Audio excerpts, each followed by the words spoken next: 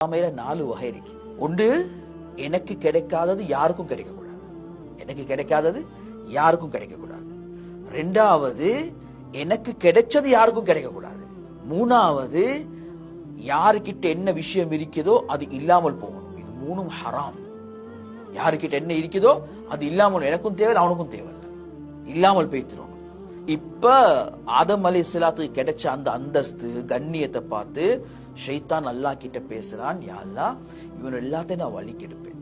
என்ன நடக்க போகுது? இப்ப நோவினையுடைய கட்டம் வருவது, அநியாயத்துடைய கட்டம் வருவது, பொறாமையுடைய வெளிப்பாட்டுல என்ன நடக்குது? இப்ப எனக்கு முன்னுக்கு அவன் நல்ல ஐக்கிறத எனக்கு பார்த்து கொண்டிருக்கலாம், எனக்கு பார்த்து கொண்டிருக்கலாம். இப்ப என்ன செய்யறோம்? இப்ப என்ன செய்யறாரு பொறாமக்காரன்? எப்படி சரி அவனை கீழே போடணும், எப்படி சரி ஆதம் அலைஹிஸ்ஸலாத்தை சொர்க்கத்திலிருந்து கீழே போடணும். எனக்கு கிடைக்காத எப்படி ஆதமும் கிடைக்கல, அதனால கீழே போடுவோம். எப்படி எப்படி வேலை செய்து பொறாம என்ன ரியாக்ஷன்? இப்ப பொறாம ஆதம் அலைஹிஸ்ஸலாத்தை கீழே போட்டதுக்குரிய வேலை நடந்து கொண்டே இருக்குது. இப்ப பொறாம இப்ப எங்கட கண்டெக்ஸ்ட்ல எடுத்து பார்த்தோம்னு சொன்னா, இப்ப பொறாம வருவது எங்களையோட சரிசமமாக இருக்கக்கூடிய ஒருத்தர் நல்லா இருந்தா பொறாம வந்துடும்.